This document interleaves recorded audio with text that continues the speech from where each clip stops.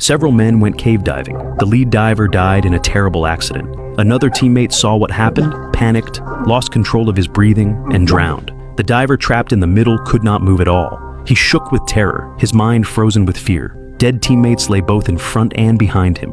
How could he ever escape? It happened on February 6th, 2014. 5 men cut a triangular opening through the ice on a small pond.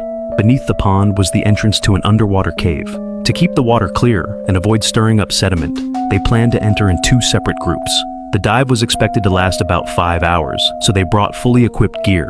2 divers with scooters went in first. After swimming about 30 meters in dark water, they reached an air chamber more than 200 meters long. They rested briefly before continuing deeper.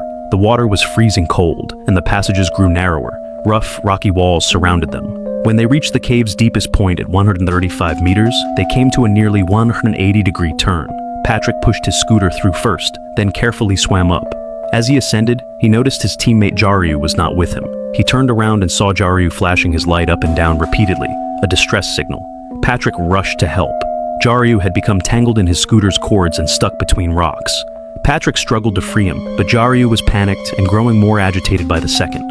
All of them were using closed-circuit rebreathers. They allowed much longer dives, but had a serious flaw.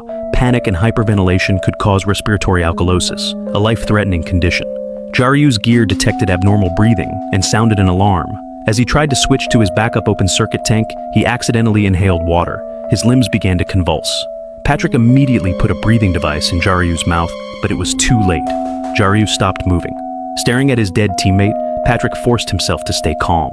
He tried to bring Jaryu's body back, but then he realized his own breathing was becoming unstable. His dive computer showed a safe ascent would take 400 minutes, 3 to 4 times longer than planned. Heartbroken, Patrick had to continue without him.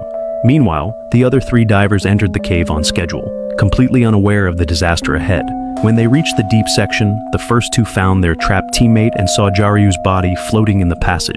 When Jaryu learned Jaryu was dead, he completely broke down. His rapid, panicked breathing clouded his mind. He rushed to switch to his open-circuit gear.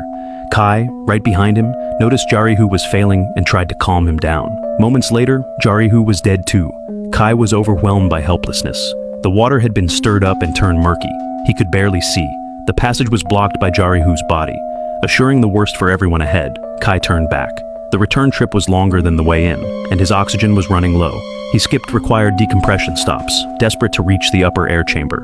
Visa, meanwhile, was still trying to decide what to do about Jaryu's body ahead, only to realize Jaryu had now blocked his path from behind. After weighing his choices, he decided to move Jaryu's body and keep going. It took him at least 15